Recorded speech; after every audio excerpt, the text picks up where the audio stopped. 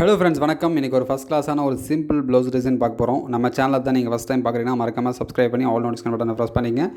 தொடர்ந்து வீடியோ பாருங்கள். ஃபஸ்ட்டு வந்து நம்ம இந்த பேட்ச் ஃபஸ்ட்டு ரெடி பண்ணிக்கலாம். சிம்பிள் தான். இந்த மாதிரி நீங்கள் ஒரு கிளாத் வெட்டிட்டு அப்படியே ஒன் பை ஒன்னாக ஃப்ரில் வைக்கணும். இது வந்து ரொம்ப சிம்பிள் ப்ளவுஸ் டிசைன். ஒரு சில பேர் டிசைனே வேணான்னு சொல்லுவாங்க. பட் அவங்களுக்காக ஒரு சின்னதாக ஒரு பேட்ச் வச்சு இந்த மாதிரி ஃப்ரில் வச்சு நம்ம ஸ்டிச் பண்ணுறோம். ரொம்ப ரொம்ப ஈஸியாக இருக்கும். எந்த ஒரு பிரச்சனையும் இருக்காது. லாஸ்ட்டாக பார்த்திங்கன்னா ஒரு முக்கியமான கமெண்ட்ஸ் பார்த்தேன். அது என்னென்னு பார்த்தீங்கன்னா, இந்த மாதிரி வந்து ஃப்ரண்ட்டை வந்து லூஸ் அடிக்குது, அந்த ஃபஸ்ட் ஹூக் போகிற இடத்துல மட்டும் கொஞ்சம் ரொம்ப டைட்டாக இருக்குன்னு சொன்னாங்க. அது கட்டிங் ப்ராப்ளம் தான். நான் உங்களுக்கு ஆல்ரெடி ரிப்ளை பண்ணிட்டேன். பட் இருந்தாலும் அது ரொம்ப முக்கியமான கேள்வி, அடிக்கடி கேட்டுகிட்டே இருக்காங்க.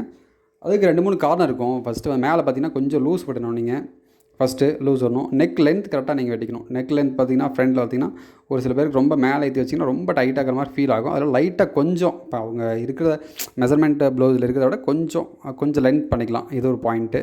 ரெண்டாவது பார்த்திங்கன்னா கீழே வந்து அந்த பெரிய டாட்ரு பார்த்திங்களா, கொஞ்சம் லூஸ் கொடுத்துக்கலாம். ஒரு துளி லூஸ் கொடுத்துக்கலாம். இல்லைனா இடுப்பு டைட்டாக இருக்கலாம். இது மாதிரி அவங்க வந்து ப்ளவுஸ் வாங்கிட்டு போயிட்டாங்களாமா. அதுக்கப்புறம் அவங்க போட்டு பார்த்துட்டு என்ன சொல்லியிருக்காங்க. ஏன்னா ஒரு சில பேர் நான் உங்களுக்கு நேற்றுக்கு சொல்லியிருக்கேன் இல்லையா, ஒரு சில பேர் பார்த்திங்கன்னா ப்ளவுஸ் கொடுக்கும்போது எதுவும் சொல்ல மாட்டாங்க. பட் கொடுத்துட்டு நம்ம ஸ்டிச் பண்ணதுக்கப்புறம் அதே பழைய ப்ளவுஸ் மாதிரியே இருக்கும். பட் தப்பு நம்ம மேலே இருக்காது. பட் நம்ம மேலே தப்பு இருக்கிற மாதிரி சொல்லுவாங்க. அதெல்லாம் நீங்கள் நோட் பண்ணிங்க. அதனால தான் மெஷர்மெண்ட் ப்ளவுஸ் வாங்கும்போது இதில் உங்களுக்கு என்ன கம்ப்ளைண்ட் இருக்குன்னு சொல்லிட்டு டீட்டெயில்டாக ஃபுல்லாக நீங்கள் நோட் பண்ணிக்கங்க. ஏன்னா அப்போ தான் உங்களுக்கு அந்த பிரச்சனை இருக்காது. இல்லைனா நீங்கள் ஃபஸ்ட்டே நீங்கள் பண்ணிக்கலாம். இந்த இடத்துக்கு இந்த பிரச்சனை இருக்குன்னு சொல்லிட்டுனா நீங்கள் அதுக்கு தகுந்த மாதிரி சரி பண்ணிக்கலாம். இல்லைனா சொல்லவே மாட்டாங்க, வெளியே சொல்லவே மாட்டாங்க. அப்புறம் ஸ்டிச் பண்ணதுக்கப்புறம் பிரச்சனை சொல்லுவாங்க. முடிஞ்சால் நீங்கள் ஒரு மெஷர்மெண்ட் எடுத்துங்க. நீங்கள் வந்து ஜென்ஸ் டெய்லராக இருந்தால் வாய்ப்பு இல்லை.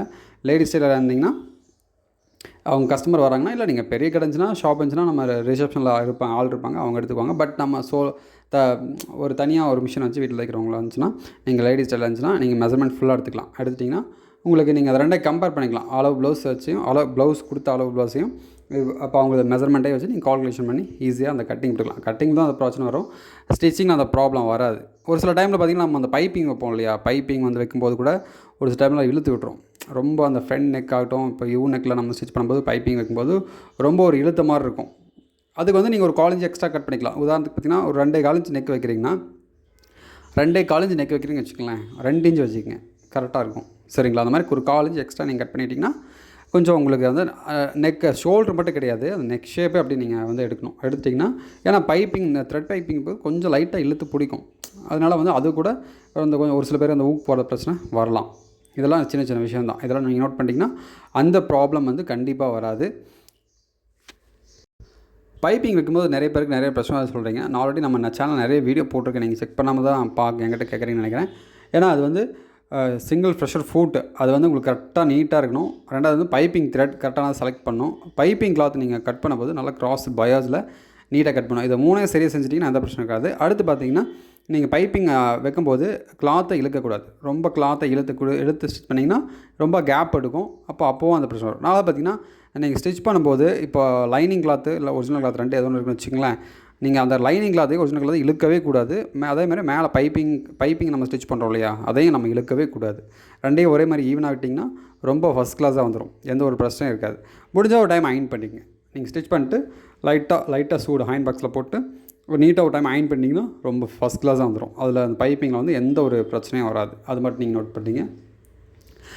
அடுத்து பார்த்திங்கன்னா மேலே ஸ்டிச் போடுவோம் இல்லையா, பைப்பிங் ஸ்டிச் போடும்போது அதுவும் அப்படி தான். ரொம்ப அவசரமாக அந்த இப்போது யூனெக்கு தான், அந்த யூனெக் ஷேப்பில் நீங்கள் அழகாக வந்து ஸ்டிச் பண்ணணும். ஒரு மாதிரி இழுத்தோ இல்லை அப்படி ஸ்ட்ரைட்டாக நீங்கள் அடிச்சிங்கன்னா கண்டிப்பாக சுருக்கம் வரக்கு வாய்ப்பு அதிகமாக இருக்குது. இந்த மாதிரி பைப்பிங் ஆகட்டும், மற்ற எந்த விஷயமாகட்டும் ரொம்ப கேர்ஃபுல்லாக நீங்கள் ஒவ்வொரு விஷயத்தை பண்ணால் தான் ரொம்ப நீட்டாக வரும்.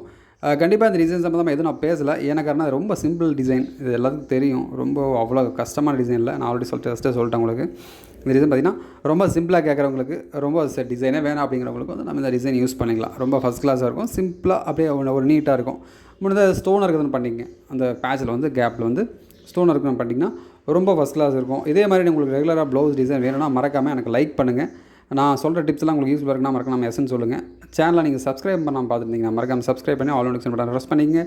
அடுத்த வீடியோவில் சீக்கிரமாக மீட் பண்ணலாம். தேங்க்யூ.